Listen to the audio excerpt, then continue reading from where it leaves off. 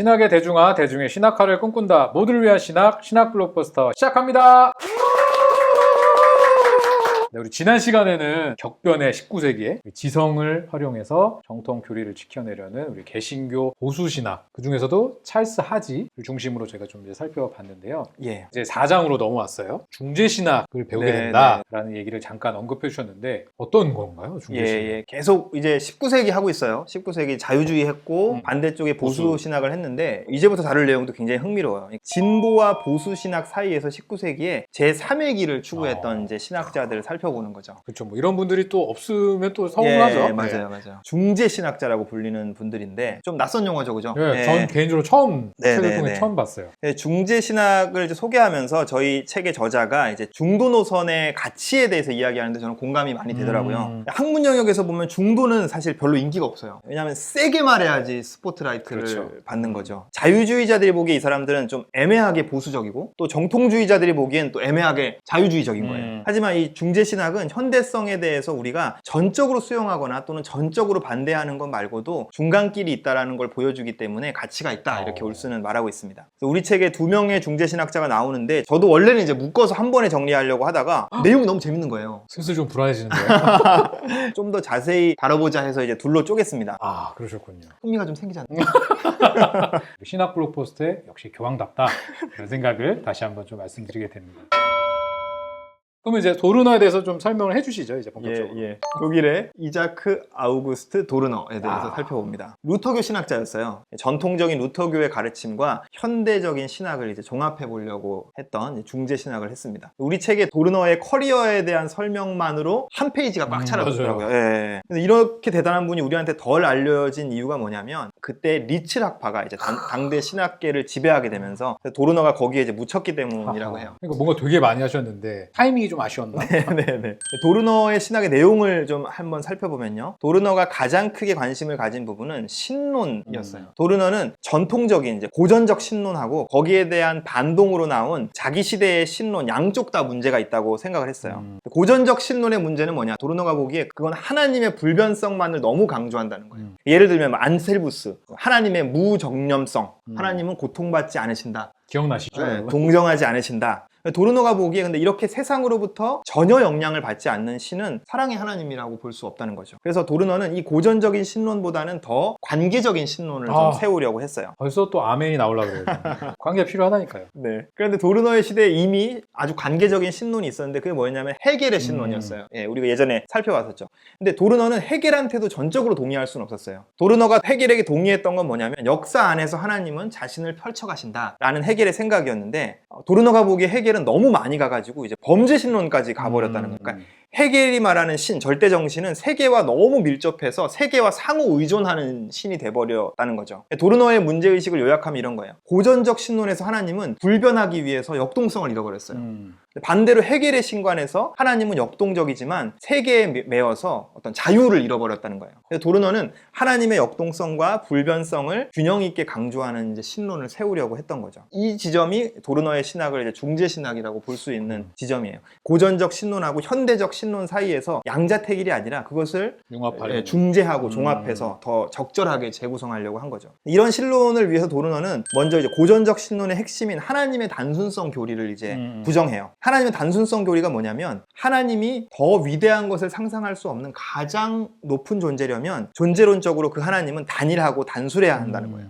이 단순성 교리는 하나님의 불변성하고도 그래서 아주 밀접하게 연결돼 있어요. 왜냐하면 변한다는 거는 단순하지 않거든요. 복잡하고 다원적인 존재라는 뜻이거든요. 그래서 하나님은 존재론적으로 가장 단순하고 단일한 상태로 있다. 그래서 외부의 영향을 받지 않는 불변의 존재다. 이렇게 연결되는 거죠. 근데 도르너는 이거를 그리스 철학에서 나온 사변에 불과하다고 생각했어요. 하나님의 단순성과 불변성에서 파생되는 논리 중에 이런 것도 있어요. 하나님의 암과 의지는 동일하다. 이게 뭔 소리야 싶겠지만 우리 약간 어디서 좀 들었던 기억이 우리 이거 예전에 다룬 적이 있어요. 그때 제가 뭔가 막 찢었던 느낌 나는 것 같고. 예전에 우리가 복음주의 신학 논쟁에서 예정 예지 논쟁할 때 맞아요. TK가 찢었다고 말했던 그 논리였는데 다시 한번 생각해보죠. 칼빈주의 쪽 주장이었는데 하나님의 예지는 사실은 알고 보면 하나님의 예정하고 똑같은 거다, 이런 주장이었어요. 다시 얘기해보자면 TK가 2021년 오늘 아침에 이 옷을 자유의지로 골라 입고 나왔죠. 아닌데 아내가 시켰는데. 아내분 때문에 자유의지로 그렇지. 골라 입고 나왔고 하나님이 그것을 창세전부터 알고 계셨다. 이게 알미니안들이 주장하는 하나님의 예지예요. 그렇죠. 근데 일부 칼빈주의자들은 그걸 이렇게 반박해요. 만약에 하나님께서 TK가 2021년 오늘 이 옷을 골라 입을 거라는 걸 창세전부터 아셨다면 그 하나님의 지식이 TK가 이 옷을 선택하는 행위보다 먼저 있다. 그렇다면 TK가 이 옷을 선택한 행위의 근거는, 기초는 창세전부터 하나님이 가지고 계셨던 그 지식에 놓여 있다. 그래서 제가 예를 들어서 허 하면서 찢었던 기억이 나는 거예요. 그죠? 그 때가 되니까 역시 TK는 하나님의 지식대로 오늘 그 옷을 골라 입고 나온 거죠. 그렇다면 하나님이 미리 아신 것 정도가 아니라 그게 사실상은 하나님이 미리 정하신 것이라고 봐야 한다. 그러니까 예정과 예지 사이의 같다. 구별은 실제로는 무의미하다. 뭐 이런 논리였어요. 맞아. 근데 이제 그때 방송에서 이게 이제 칼빈주의자들 일부의 주장으로 다뤘지만 이런 주장의 기원으로 거슬러 가면 이거는 이 하나님의 단일성과 불변성에 대한 이 고전적 신론에 있어요. 그러니까 단순하고 불변하는 하나님은 절대 외부의 영향을 받지 않는다는 거예요. 그런 하나님이 자신 외부의 세상과 관계를 맺으려면 세상에 일어나는 모든 일들이 애초에 하나님의 지식 안에 이미 존재해 있어야 돼. 쉽게 말하면 세상이 하나님에게 새로 알려주는 것이 전혀 없어야 하고 세상의 어떤 것도 하나님의 결정에 앞서서 영향을 미쳐서는 안 된다는 그렇죠. 거죠. 결국 그런 하나님에게는 하나님이 모든 것을 안다는 것은 하나님이 모든 것을 결정했다는 것과 같은 의미일 수밖에 없다. 근데 도르너는 여기에 대해서 반대하는 거예요. 하나님이 시간 안에서 인간들과 진짜 관계를 맺을 수 있으려면 반드시 하나님이 무언가를 안다는 것과 하나님이 무언가를 결정했다는 것 사이에는 구별이 필요하다라고 봤어요. 이 구별이 없으면 앞서 말한 대로 세상에서 일어난 모든 일들이 다 하나님이 정하신 그렇죠, 것이 그렇죠. 돼버려요. 그러면 피조물이 하는 어떤 행동도 하나님에게 실제로 영향을 미칠 수 없게 된다. 도르너는 그건 말이 안 된다고 봤어요. 그래서 도르너는 하나님의 단일성 교리를 부정하고 또 하나님의 암과 의지도 이제 명확히 구분을 하는 거죠. 그렇게 되면 그것의 논리적인 결론은 뭘까요? 하나님이 전지하시다라고 하는 것의 의미도 또 새롭게 구성돼야 하는 거죠. 고전적 신론에서 하나님의 전지하심은 뭐예요? 하나님이 태초부터 종말까지 모든 하신다. 시간을 동시에 현재로 받아들이는 방식으로 그렇게 전지하다고 보는 거예요. 이게 아우구스티누스로부터 내려오는 전통적인 견해예요. 하지만 도르너는 이런 하나님의 전지 개념을 부정해요. 도르너는 하나님도 세계를 시간 안에서 실제로 온전히 경험한다 이렇게 봤어요. 하나님도 우리와 함께 현재를 살아? 그러면 하나님도 미래를 모를 수 있겠네? 도르너의 반론은 뭐냐면 하나님이 모든 시간을 동시에 보는 방식으로 전지하지 않다고 해서 반드시 하나님이 어떤 영역에 대해서 무지한 것은 아니라는 거예요. 도르너에 의하면 하나님은 이미 일어난 사건을 아는 지식뿐만 아니라 일어날 가능성이 있는 일에 대한 지식도 함께 가지고 있다는 거예요. 그것까지도 다 하신다. 예, 이걸 예측하신다. 이걸 신학 용어로 중간 지식이라고 불러요. 우리 책에서는 뭐라고 표현하냐면 현실태와 가능태라는 방식으로 설명을 했는데 하나님은 현실태에 대한 지식과 가능태에 대한 지식을 다 가지고 있기 때문에 사실은 실제로 빈틈없이 전지하다는 거예요. 즉 하나님은 과거와 현재는 확정적으로 아시고 미래는 일어날 모든 가능성에 대한 경우의 수를 다 알고 있는 방식으로 전제하다는 거예요. 그러니 미래의 어떤 일이 하나님의 허를 찌르거나 뭐 하나님을 당황하게 할 수는 없는 거죠. 하지만 그럼에도 이건 분명히 뭐냐면 하나님이 시간 안에서 실제로 세상을 온전히 경험하면서 하나님에게도 미래가 있다라는 그런 의미가 되겠죠. 그러면 또 당연히 이런 질문이 따라오겠죠. 하나님에게도 미래가 있다면 그 미래에 무언가가 하나님을 변하게 할 수 있지 않겠는가? 이런 하나님은 얼마나 불안정한가? 우리가 이런 하나님을 과연 신뢰하고 의지할 수 있는가? 여기에 대해서 도르너는 하나님의 본질과 활동을 구분해서 이제 답해요. 하나님의 본질은 사랑이다. 이 사랑은 변하지 않아요. 미래의 어떤 일도 하나님을 사랑하지 않는 분으로 만들 수 없다는 거예요. 이게 하나님의 불변성이라는 거예요. 하지만 하나님의 경험은 세계와 함께 변화한다. 하나님은 세계 안에서 끊임없이 활동하신다. 이 활동은 하나님의 가변성으로 볼 수 있는 거죠. 정리하자면 하나님의 본질이 사랑이라고 할 때 그것은 불변성이에요. 그런데 하나님이 그 사랑을 이 세상과 상호작용하면서 역동적으로 표현하실 때 하나님의 활동은 가변성이죠. 기가 막히지 않나요? 하나님은 자유 안에서 사랑하는 존재다. 이 표현이 너무 멋있다. 도르너의 기독론도 한번 살펴봅시다. 기독론에서 도르너가 특별히 관심을 가진 것은 성육신에 대한 거였어요. 도르너 시대에 유행했던 성육신 이론이 케노시스 기독론이라는 것이 있었어요. 예전에 또 저희가 한번 다룬 적이 있었던. 간단히 설명하면 케노시스는 자기 비움이라는 뜻인데 예수는 완전한 인간이면서 완전한 하나님인데 그 신성과 인성이 결합될 때 완전한 인간이 되기 위해서 일부 신성을 제한했다라는 그런 이제 스스로 제한했다라는 이론이었어요. 도르너는 성육신 이론에서도 이제 중재신학자의 면모를 보여주는데 전통적인 성육신론하고 이 케노시스 기독론 양쪽을 중재해서 종합하는 이론을 제시하려고 했어요.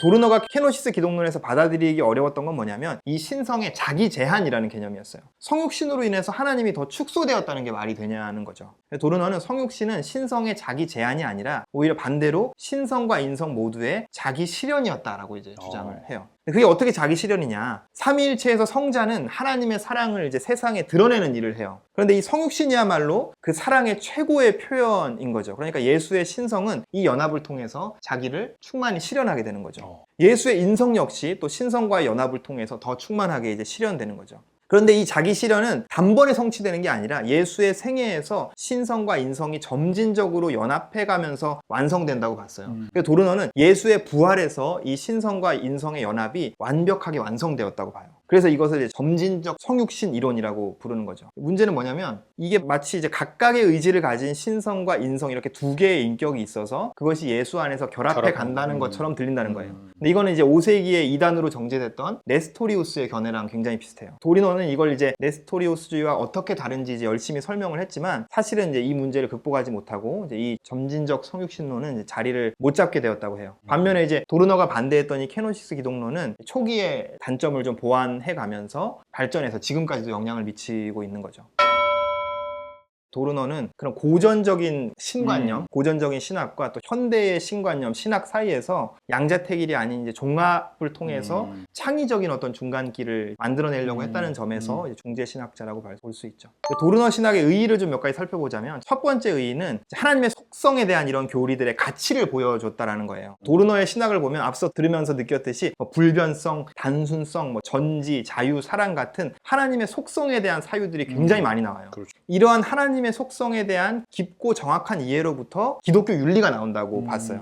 근데 그 시대는 어떤 시대였냐면 앞서 말했듯이 리칠의 시대였다고 했잖아. 이런 교리들, 형이상학적인 교리들이 다 쓸모없는 사변이라고 이제 무시하던 그 리칠식의 자유주의가 지배하던 시대였기 때문에 도르너의 신학은 사실 크게 힘을 얻지 못했던 거죠. 하지만 도르너의 신학은 이제 그 이후 시대에 굉장히 큰 영향력을 미쳐요. 이제 나중에 공부하겠지만 20세기에 바르트의 신학 그리고 과정신학에서 이제 도르너의 영향이 나타나죠. 그래서 특히 바르트가 TK께서 감동적이라고 얘기했던 자유 안에서 사랑하시는 하나님이라고 하는 개념들의 영향을 이제 많이 받아서 자신의 이제 신론을 형성하게 되죠. 두 번째는 도르너의 신론은 성경 해석에 대한 새로운 가능성을 제시한다는 거예요. 그러니까 성경에 보면 하나님이 슬퍼하시고 분노하시고 뭐 이렇게 하려고 했다가 사람들의 반응을 보고 마음을 돌이키시고 하는 수많은 이야기들이 나와요. 근데 이게 고전적 신론에 들어맞으려면 이런 부분들을 어떻게 해석할 수밖에 없냐면 전부 다 신인 동영론으로밖에 해석할 수가 없는 거예요. 그러니까 하나님은 사실은 외부 세계로부터 영향을 받지 않지만 인간의 눈높이에 맞춰서 이해시키기 위해서 그런 어떤 인간의 감정과의 유비를 통해서 자기를 표현했다는 거죠. 근데 도르너의 신론을 받아들이게 되면 성경에서 하나님이 인간과 이렇게 역동적으로 관계를 맺으면서 드러나는 양상들을 단지 비유가 아니라 더 실제적인 것으로 해석할 수 있게 된다는 거죠. 그게 꼭 맞다라는 것이 아니라 그런 해석의 가능성을 열어주는 것이 도르너 신학의 의의라고 볼 수 있어요. 세 번째로는 이제 도르너 신론은 개혁주의 신학의 예정론에 대한 하나의 어떤 유효한 반론을 제공해요. 저희 방송에서 개혁주의 예정론이 맞냐, 도르너의 신론이 맞냐 이런 걸 논하지는 않을 거예요. 저희 방송은 이제 주장보다는 소개를 목적으로 하니까요. 다만 도르너의 신론이 개혁주의 예정교리에 대한 하나의 설득력 있는 반론인 것은 분명한 거죠. 개인적으로 좀 사실 이 파트가 어렵긴 했거든요. 예. 이 과거의 내용도 나오고 네, 고전의 네, 내용도 맞아요. 나오고 현대의 내용이 나와서 읽기에는 조금 사실 수월하지는 않았어요. 근데 오늘 또 이렇게 정리를 해주시니까 훨씬 더 이해에 도움이 된다는 생각이 들고 아마 보시는 분들도 좀 그러지 않을까. 책을 읽기보다 이제 홍쌤의 얘기만 들을까 뭐 이런 생각도 들긴 하는데 괜찮나요? 아니요. 단호하네. 오늘의 별책 부록은 또 어떤 내용으로? 네. 예, 일단 뭐 오늘 방송하고 좀 서로 보완이 되는 방송으로 저희 방송 16회를 추천하고 싶어요. 예, 거기 칼빈주의의 예정, 그리고 알미니안주의의 예지, 그리고 열린 유신론을 이제 다룬 방송이었는데. 새록새록 또 기억이 나네요. 예, 맞아요. 제가 사실 이전 방송의 좌표를 좀 너무 자주 말해가지고 그게 흐름을 끊는 건 아닌가 고민은 되는데 그래도 굳이 제가 계속 말씀을 드리는 데는 그런 이유가 있어요. 과거의 공부와 현재 공부가 좀 유기적으로 얽혀 들어가면서 기억을 도왔으면 좋겠다라는 생각이. 그래도 이제 너무 많이 얘기한다는 거를 인식하고 있으면 네, 저희가 뭐 많은 분들이 용서한 알고 있구나 이렇게 받아들이니까 너무 걱정하지 마세요. 네네네. 하여튼 16회를 보면 아시겠지만 거기 나오는 열린 유신론이 이 도르너의 주장하고 아주 비슷해요. 열린 유신론은 사실 20세기 후반에 일어난 운동이니까 도르너의 시대보다 한참 이후예요. 근데 기본적인 아이디어가 아주 비슷하기 때문에 도르너를 열린 유신론의 선구자다 이렇게 보는 견해들도 있어요. 그래서 이번 방송과 16회 방송을 보시고서 열린 유신론에 관심이 생기신 분들한테 좀 책을 소개하려고 하는데 이렇게 좀 생소한 이론에 대해서는 찬성과 반대를 균형 있게 다루는 책이 도움이 돼요. 그러니까 저희가 도르너 입장에서 설명을 했기 때문에 굉장히 설득력 있는데 뭐가 문제야 라고 느끼실 수도 있어요. 그래서 뭐가 문제라고 보는지 비판하는 비판하는 이제 주장들도 이렇게 듣고 하면 도움이 될 것 같아요. 그래서 추천하고 싶은 책은 예정과 자유의지라는 책이에요. 여기에 이제 예정과 자유의지에 대한 4가지 관점을 대표하는 학자들의 글이 실려 있고 이제 서로 교차로 논평도 서로의 글에 대해서 하고 이러는 방식인데 요새 이제 이런 형식의 책들이 굉장히 많죠. 공부하는 데는 이런 형식의 책이 저는 정말 좋은 것 같아요. 여기에 이제 4명의 학자가 나오는데 그 중에 클락 피녹이라는 분이 나오는데 이분이 열린 유신론을 대표하는 학자 중에 한 사람이에요. 이 피녹은 저희 책에서도 뒷부분에 또 잠깐 나와요. 이 피녹의 글을 읽고 나머지 3명의 학자가 이걸 비판하고 논평하는 걸 읽으면 아, 열린 유신론에 대해서 어떤 쟁점들이 있는지 좀 대략 파악하실 수 있을 것 같습니다.